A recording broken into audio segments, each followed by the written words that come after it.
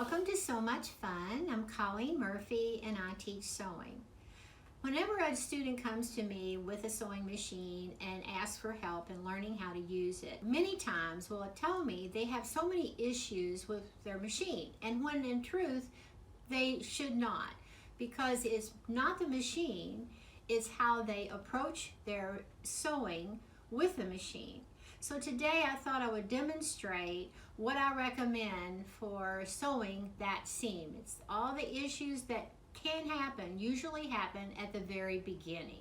First thing, I want you to notice that I have on the machine a message saying hold needle thread. I want everyone who sits down to a sewing machine think about this when they start to sew their seam.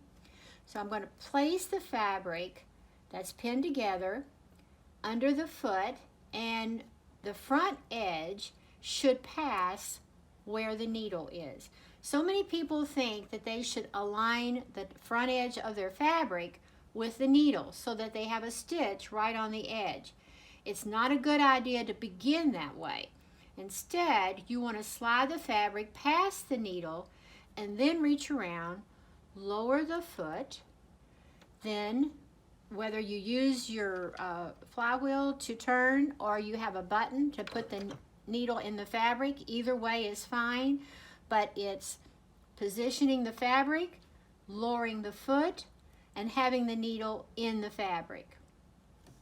The next step is to hold your needle thread.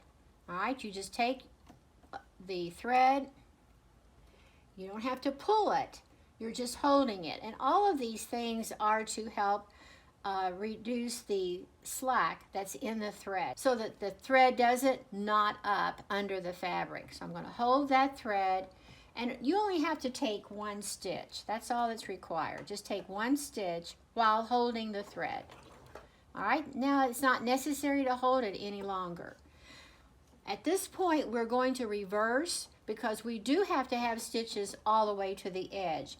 And we need to reverse so that we secure those stitches. So every machine will have a reverse button, and whether you have to hold on to the button or you let the machine do it, it's definitely varies from machine to machine. All right, I have reversed back to the edge.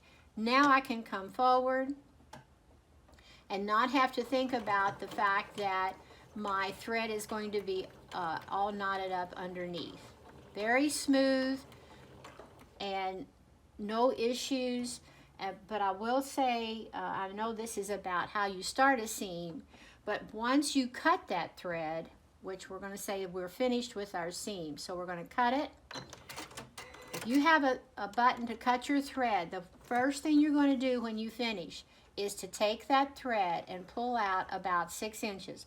I realize that might be longer than what is absolutely necessary, but you don't want that thread to go back through the eye of the needle and that you will have to rethread it again. I hope this demonstration will be helpful for you the next time you start to sew a seam. Please like and subscribe and have so much fun.